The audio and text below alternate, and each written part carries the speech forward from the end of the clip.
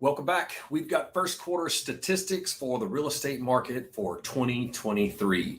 So, as expected, when you're competing against the uh, best record or highest record of sales on record for Acadiana and Lafayette Parish as a whole, by no surprise, with higher interest rates, we didn't see an increase. So moving on, March over March, we had a 26.7 decrease in the total number of units sold. We're down 38% year to date. Again, not a really big surprise when you go from rates at 3% and you bump them up into the sixes and sevens. Chances are we're going to see some sales down. But we've been preaching for months and months and months. The last normal year that we've had pre-COVID, we're at 7.7% decrease compared to where we were this time in 2019. So the first quarter, we're off about 7.75%.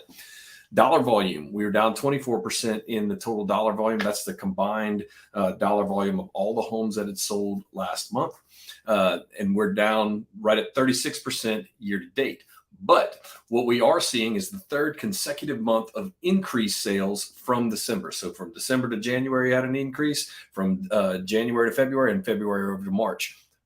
Total number of units were up 31% from February sales. We're up 25% in the total in the total dollar volume of those homes sold. So spring market is heating up. No, it's not at the pace that we were working with come 2022. To be expected. And, like we have talked about before, that blistering pace was pushing inventory down so much that it was next to impossible to be able to find a home. So one of the things that we always like to take a look at is what's coming new on the market. We had a 25% increase of the total number of homes that came onto the market this past month, but we're down 27.5% year to date of new homes on the market. Homes coming off the market, those are down 23%, and we were down 28% year to date.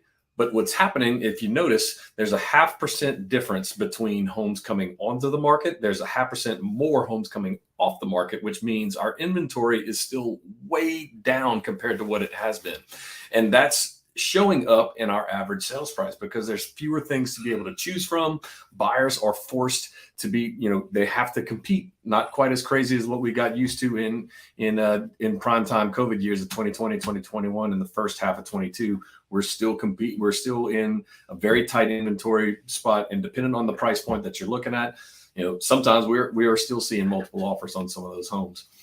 Average sales price is up 3%. 280 compared to 271,000 this time last year, but the days on market are starting to pile up. We're at 59 days on the market compared to 29. Again, overall, that is still very strong and still in favor of the sellers. Depending on what price point you're in, there's a little bit more negotiating room when we're working.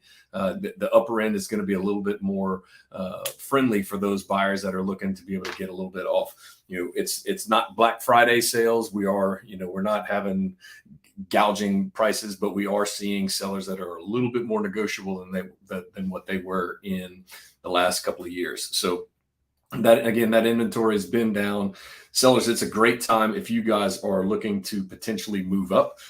We mentioned on the last video, what that happens to look like. I could put that in the link below for you to be able to see, just to go back and reference what that opportunity happens to look like. So make sure you go and check that out. If you're interested in seeing what your equity position happens to look like, feel free to reach out to me. You can reach out via direct message, give us a call, 267-4099. As always, love to visit with you and talk about that potential equity position. Make it a great one.